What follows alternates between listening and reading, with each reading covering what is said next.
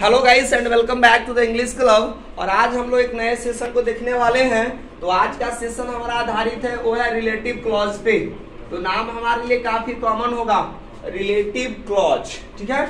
और relative clause को हम लोग एक कॉमन नाम से जानते हैं जो आपके लिए कॉमन होगा, नाम भी कॉमन और टर्म भी कॉमन, हम ये भी कह सकते हैं, यानी जिसका नाम क्या है, एडजेक्टिव क्लॉज। आइए हम लोग जानते हैं कि ये क्लॉज होता क्या है, उसमें हम लोगों को आज सीखना है एडजेक्टिव क्लॉज के बारे में।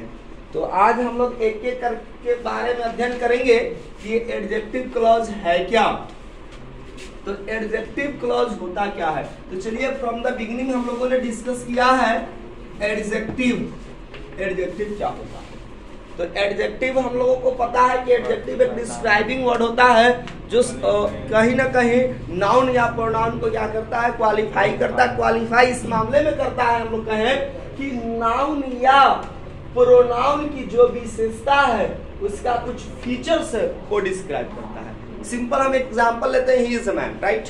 तो ही इज अ मैन है, तो इसमें कहीं पर हमें कोई विशेषता नहीं दिखाने को मिल रहा कि he is a man mean simple आदमी की मैं बातें कर रहा हूँ। लेकिन मैं ये कहता कि आदमी लंबा है, आदमी मोटा है, आदमी इंटेलिजेंट है, ठीक है ना। तो ये सारे वर्ड्स जो हम इस्तेमाल करते हैं Hindi as well as English, जो भी हम बातें कर रहे हैं, इस नाम के पहले जो इसकी फीचर्स को बताए, तो वह जो वर्ड होता है वह पार्ट्स ऑफ स्पीच में क्या कहलाता है, adjective. So adjective describes the feature characteristics of a noun और ए प्रोनाउन। क्लियर। आइए अब हमें जो सीखना है टर्म वो है हमारा क्या, एडजेक्टिव क्लॉज। तो एडजेक्टिव क्लॉज पूरी बार हम लोग को पता है ये सबऑर्डिनेट क्लॉज का पार्ट है, the part of the subordinate clause, ठीक है, that qualifies a noun or a pronoun in a sentence, that is adjective clause। Common रहेगा डिफिनीशन, लिखने की जरूरत पड़ेगी नहीं। चलिए यदि जरूरत पड़ेगी तो सिंपली हम लोग कहेंगे the part of the kind of a subordinate clause, the part of the subordinate clause, just clause used to qualify a noun or a pronoun in a sentence,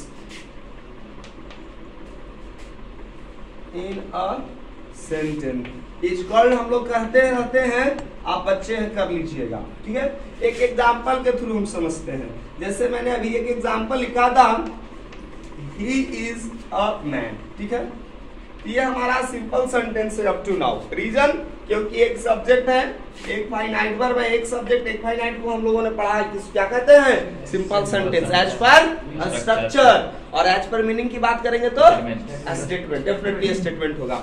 अब हमें इसमें कोई एडजेक्टिव क्वालिफाई करना, तो man मेरा नाम है ना, तो चलो इसके जगह पर हम लोग एग्जांपल लेंगे, he is an intelligent man, he is an intelligent man। भाई माइंड का अच्छा खासा इस्तेमाल करता है, he is a wise man भी हम कह सकते हैं। तो इंटेलिजेंट हमारा क्या बन गया, एडजेक्टिव। और मैन क्या है हमारा, नाउन। ये एडजेक्टिव किसको क्वालिफाई कर रहा है, मैन को।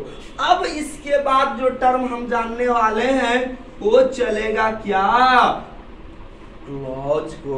तो जब भी हम क्लॉज की बात करेंगे तो या तो ये नाउन है, इसको क्वालिफाई कराएंगे, यहाँ पर प्रोनाउन दिखाई दे रहा है, इसको दोनों जगह पर मैं आपको करके दिखाता हूँ, ठीक है। जस्ट लाइक एन एग्जांपल, ही, तो ही इज अ मैन, वह एक आदमी है, राइट। तो कौन हो सकता है, he is a man. He who but it's too much, भाई खाने ही के लिए जिंदा ही है, करता कुछ नहीं है, it eats too much।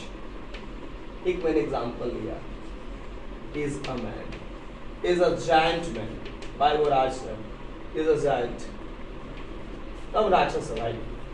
Sentence को मैं चेंज करता हूं, अब खाएगा भाई, बहुत ज्यादा अत्यधिक खाएगा तो स्वाभाविक है, प्रवृत्ति तो उस जैसे होगी। तो ये जो है हमारा subject, he is a giant, ये तो हमारा क्या हो गया, प्रिंसिपल क्लॉज। और हमने इस प्रोनाउन को क्वालिफाई करने के लिए हमने एडजेक्टिव ना इस्तेमाल करके हमने ऐसे ग्रुप ऑफ वर्ड्स इस्तेमाल किया है जो इसको क्या कर रहा है, क्वालिफाई। तो ये हमारा क्या बन गया, रिलेटिव क्लॉज। बातें समझ में आ गई? यह क्या है हमारा रिलेटिव क्लॉज। चलिए अब हमारे पास फिर से कम बैक करते हैं इस एग्जांपल पर। ही इज एन इंटेलिजेंट, तो ही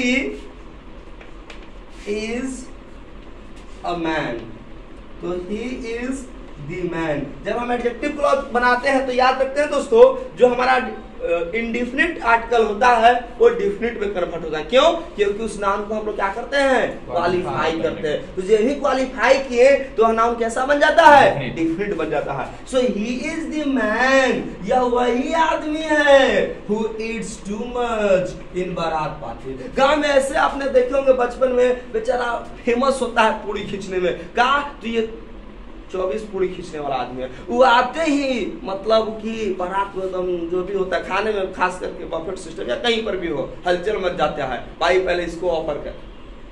तो he is the man who Yeats too much. तो यहाँ पर भी हमने देखा क्या कि ये जो हमारे पास ही इज द मैन रहा, ये बना हमारा प्रिंसिपल क्लॉज, और हु ईट्स टू मच ये हमारा क्या है, रिलेटिव क्लॉज। रिलेटिव। आइए एक अगला एग्जांपल्स लेते हैं।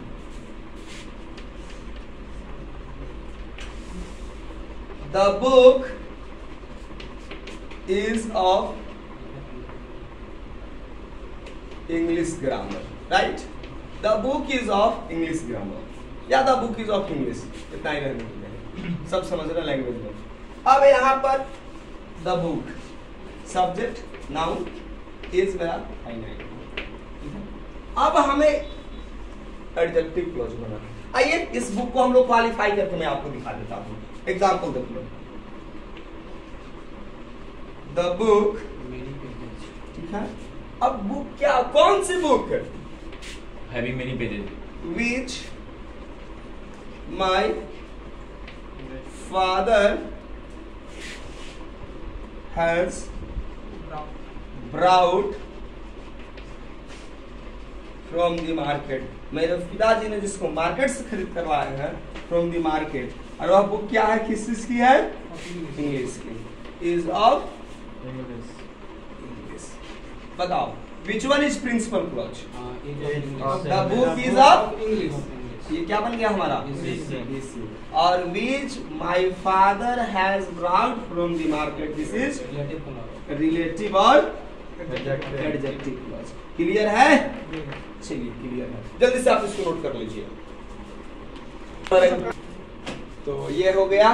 आइए कुछ और एग्जांपल्स को हम समझते हैं कि ये रिलेटिव क्लॉज होता क्या है। तो रिलेटिव क्लॉज को समझने के लिए हमारे पास एक पैटर्न, एक कॉलम याद रखिए। यदि आप इसको याद रखते हैं तो आप आसानी से एडजेक्टिव क्लॉज बना सकते हैं। है क्या, हमारे पास सबसे पहले एक सब्जेक्ट है, ठीक है, उसके बाद हमारा ऑब्जेक्ट है, और थर्ड कंडीशन में पोजीशन है, ठीक है, पोजीशन। इससे आप रिवर्क कीजिएगा, डाउट टॉपिक होगा हमारे लिए। यदि हमारा सब्जेक्ट somebody है, ठीक है, तो somebody सब्जेक्ट है, तो हम सब्जेक्ट किसके लिए इस्तेमाल करेंगे, हु का, और ऑब्जेक्ट है तो क्या करेंगे, हु का इस्तेमाल करेंगे, और साथ ही साथ हुम का, बट मोस्ट कॉमन हु होता है। और पोजीशन है, somebody को दिखाना है, तो कहाँ पर होगा, हुज पर। ये किसी भी कंडीशन में हो सकता है। ऑब्जेक्ट वाले को भी हम लोग सब्जेक्ट के रूप में करेंगे, जो ऑब्जेक्ट है वहां पर भी हु इस्तेमाल करेंगे, और पोजीशन कहीं पर भी नाउन हो तो वहां दिखा सकते हैं। एक सेकेंड हमारा कंडीशन क्या है, यदि हमारे पास समथिंग का केसेस हो, ठीक है, एक एग्जांपल से समझते हैं। समथिंग है, ठीक है, तो यदि हमारा समथिंग है तो सब्जेक्ट में हमारा दैट और विच हो जाएगा, that or which. Similar condition हमारा रहेगा इसमें ऑब्जेक्ट में भी, यहाँ पर भी वही होगा, दैट और विच दोनों में की होगा, और यहाँ पर हुज होगा, और साथ ही साथ ऑफ विच होगा। मैं अब आपको हर एक कंडीशन में एडजेक्टिव क्लॉज बना करके दिखाता हूँ। आइए, तो सबसे पहले आपको मैंने एक एग्जांपल से लिया। चलिए, द मैन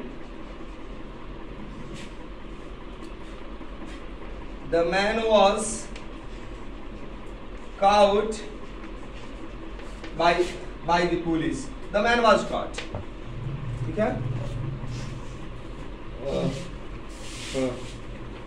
अब यहां पर हम लोग देखेंगे ये जो हमारा है द मैन, अब यहां किस रूप में है? सब्जेक्ट। तो हम इस मैन को हम सब्जेक्ट somebody है, सबसे पहले सब्जेक्ट है, उसमें भी somebody, तो हम इसको हम लोग सब्जेक्ट के रूप में इस्तेमाल करके दिखाते हैं, ऑब्जेक्ट के रूप में और पोजीशन। तो चलो बताओ, the man who refused to tell his, हाँ मैन हमारा somebody है ना, क्या दिक्कत है? मैन तो क्लियर है। The man who refused to tell his address, वह व्यक्ति जो अपना एड्रेस देने से क्या हो गया? नकार जाता है, रिफ्यूज कर जाता है, तो पुलिस को पता आउट हो गई, भाई बंदा कोई ना कोई डेफिनेटली है, कई टेरर से तो इसका लिंक नहीं है। ठीक है? तो the man who refuse to tell his address was caught, भाई पकड़ लिया गया, चलो पूछताछ होगी। ठीक है?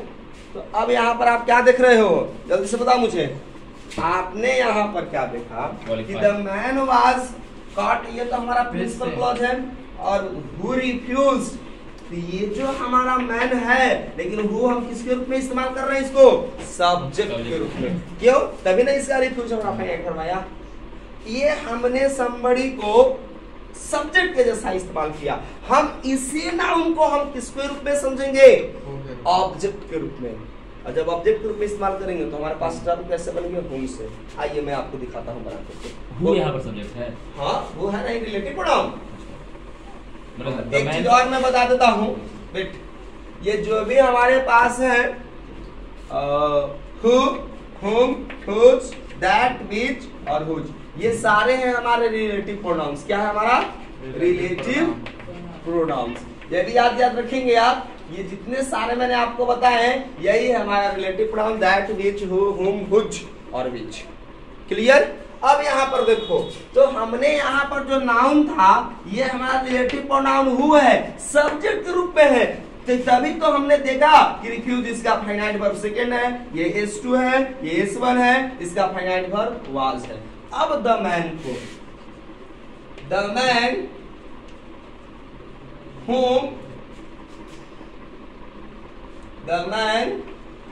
whom they saw at the platform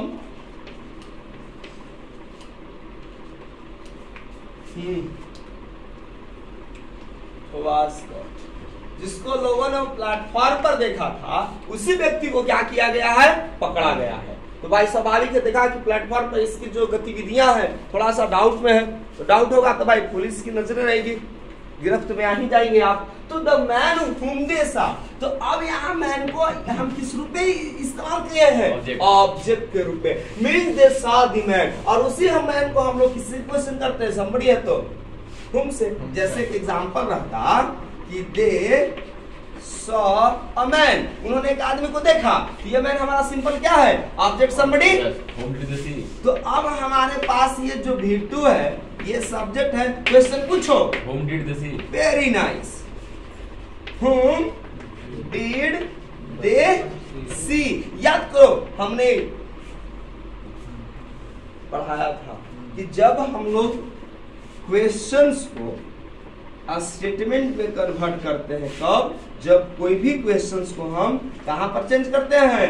clause में। तो अब यही क्वेश्चन को जब हम क्लॉज में चेंज करेंगे तो ये जो क्वेश्चन है वो किस में मर्ज हो जाएगा? स्टेटमेंट में। तो डीड कहां चला जाएगा? इस V1 में, तो बन जाएगा हुम दे सा। V1 में V2 ना, डीड है ना, डीड। अच्छा हाँ V1 में, अरे वो यहाँ पर V1 है, कन्वर्ट होगा तो किसमें होगा? V2 में। डीड है, ये मैं समझाना चाह रहा था। अब यहाँ पर देखो, अब मैं यही आपको बताना चाह रहा था। अब गौर से यहाँ पर देखो, तो द मैन वाज कॉट, ये मेरा क्या हो गया? Principal clause. और whom they saw, this is adjective और रिलेटिव क्लॉज। क्लियर है, जो कि इस नाम को क्या कर रहा है, क्वालिफाई कर रहा है। वो भी किस रूप में हमने इस्तेमाल कर दिया इसको, ऑब्जेक्ट के रूप में। यहाँ पर S2 है, FB2 है, S1 है, FB1 है। क्लियर है। अब इस आदमी की मैं पोजीशन बता रहा हूं। आइए, the man whose address was not clear on his ID। Identity card को हम लोग सिंपली क्या कर देते हैं, ID card, ID, identity card ID ही कर देते हैं। ऑन हिज आईडी, तो भाई जब एड्रेस क्लियर नहीं है, आपका कोई भी डाटा अच्छा से नहीं दिखाई दे रहा है, विजिबल नहीं है, तो डेफिनेटली आप फ्रॉड है। तो फ्रॉड है, तो इसलिए हर एक जो भी पासवर्ड्स वगैरह बनाए जाते हैं कहीं पर, वो पूरी हर एक डॉक्यूमेंट्स को बहुत बारीकी से चेक करता है। अब कहीं भी फॉरेंस वगैरह जाएंगे, एक एक चीज चेक करता है कि आप कहीं वैसा तो नहीं है, टेरर से तो आप रिश्ता नहीं है आपका, इज नॉट क्लियर और नॉट विजिबल होना चाहिए। चलिए ये भी क्लियर है, वाज कॉट। तो यानी कि यहां पर हमने क्या देखा, द मैन वाज कॉट बन गया हमारा प्रिंसिपल क्लॉज। और हुज एड्रेस, तो यानी पोजीशन है कि नहीं है, किसका address, the man who is caught, या उस व्यक्ति की जो एड्रेस थी वो जो आईडी से नहीं मिल रहा होगा, मे बी क्लियर नहीं होगा, कई फैक्टर्स हो सकते हैं। तो leave the matter, we have to understand clause. तो ये हमारा क्या बन गया, रिलेटिव क्लॉज, और जिसको हम कह रहे हैं एडजेक्टिव क्लॉज, वो भी किस रूप में, पोजीशन के रूप में। इस नाम को क्या कर रहा है, नहीं, इस नाम की विशेषता बता रहा है, सॉरी इसका राइट क्या है, नॉट विशेषता, विशेषता तो बता ही रहा है, लेकिन हमने इसको किस रूप में इस्तेमाल किया है, पोजीशंस के सेंस में। जस्ट लाइक एग्जांपल मैं आपको कॉमन लेकर दिखाता इसी आदमी पर, the man which face was covered, he wore a face mask। The man, तो फिर तो सब्जेक्ट हो जाएगा ना, whose face was covered with a face mask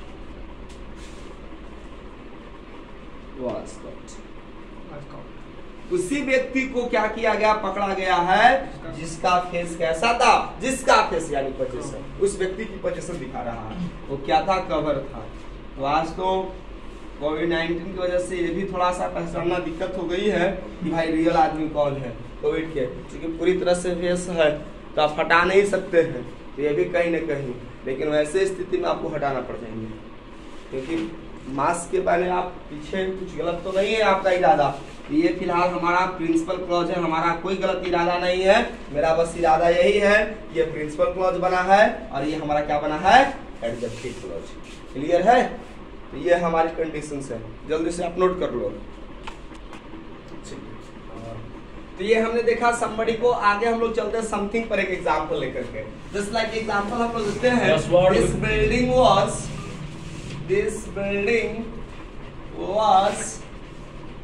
built in 1947 at the same year, in the same year when we got freedom। ठीक है, तो this building हमारा क्या हो गया, यहाँ पर सब्जेक्ट है, अभी कैसा है, समथिंग है ना।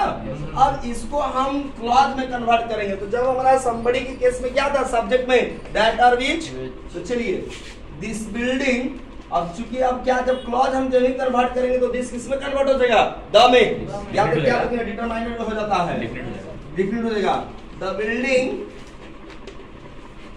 दैट और विच दोनों चलेगा, इक्विवेलेंट होगा दोस्तों, याद रखेंगे, there is no differences here, इस केस में कोई डिफरेंसेस नहीं है, दैट विच हम इक्वली इस्तेमाल करेंगे।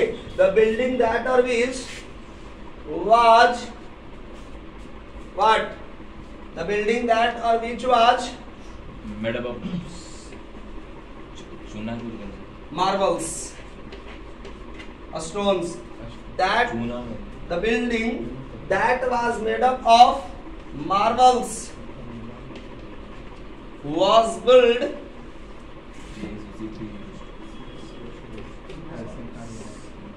in 1947। यहाँ पर आप देखो क्या हो गया, हमको हमें दिखाई दे रहा है ये जो सेंटेंसेस है हमारे पास, ये द बिल्डिंग वाज बिल्ट, ये तो हमारा प्रिंसिपल क्लॉज था एज यूजुअल, और that or which was made up of marbles, ये हमारा बन गया एडजेक्टिव क्लॉज, या इसको हम कह रहे हैं रिलेटिव क्लॉज। किस रूप में इस्तेमाल किए हैं?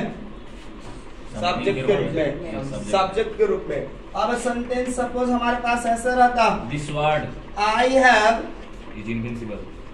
built this building, I have built this building, हमने इस बिल्डिंग को बनाया है। अब बताओ कि यहाँ पर जो दिस बिल्डिंग है किस रूप में इस्तेमाल हुआ जी? ऑब्जेक्ट रूप में, समथिंग के रूप में। I have built this building, ठीक है, फिर से लिख देता हूँ, हो सकता है आपको नहीं दिखाई दे रहा हो।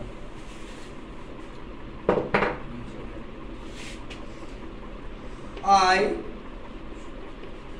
have built this building, हमने इस बिल्डिंग को क्या किया? निर्माण कराया है।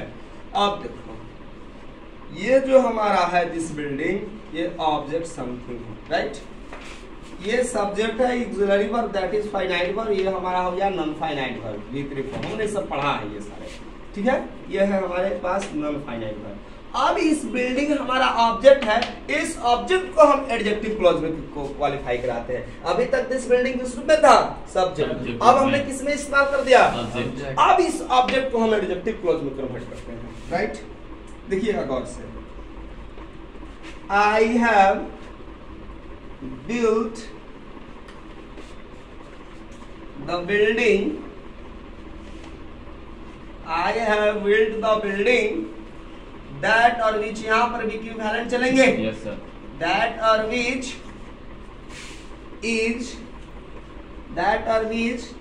is located at the middle of the city. In the middle, at the middle, in the middle. Amidst of city. Amidst city. At the middle of this city. हमने वही बिल्डिंग का निर्माण किया जो कहां पर सिचुएटेड है, कहां पर लोकेटेड है, या ऑफ दिस सिटी। गौर से देखो, तो अब हमारा I have built this building हमारा क्या हो गया?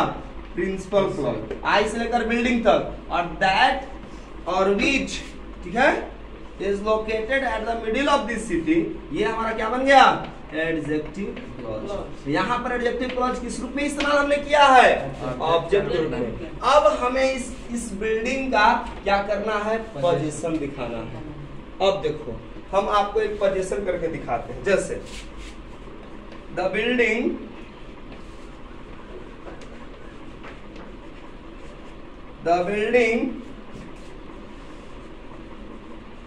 whose color, the building whose color never gets faded, yes, faded, okay, Get fade number, sir. Whose color never get fade. The building whose color never gets faded away, hazel भाई कल का उड़ जाना, faded away is my own palace, वह किसी और का नहीं, वो खुद मेरा पैलेस है। तो the building is my own palace, ये बन गया हमारा क्या? Principal clause. और इस बिल्डिंग की हमने एक विशेषता बताई है कि जिसका जो कलर है वो कभी क्या होगा? फेड नहीं होगा, ठीक है? ये हमारा क्या बन गया? Adjective clause. क्या बन गया? एडजेक्टिव। तो ये था दोस्तों हमारा, ये दोनों कंडीशंस में आपको इस्तेमाल करने हैं और आप इसके थ्रू सेंटेंसेस बना सकते हैं। ये था somebody, ये है हमारा something। और इसी कंडीशन पर एक आप somebody का एग्जांपल है, उसको तीनों कंडीशन में इस्तेमाल करें, एक समथिंग का एग्जांपल है और उसको इस्तेमाल करें। तो ये था दोस्तों हमारा एडजेक्टिव क्लॉज। हम उम्मीद करते हैं कि आप एडजेक्टिव क्लॉज पहचानना के साथ साथ आप बनाना सीख लिए होंगे। तो मिलते हैं अगले सेशन में कुछ और टर्म के साथ। तो आज का सेशन इतना ही। Thank you.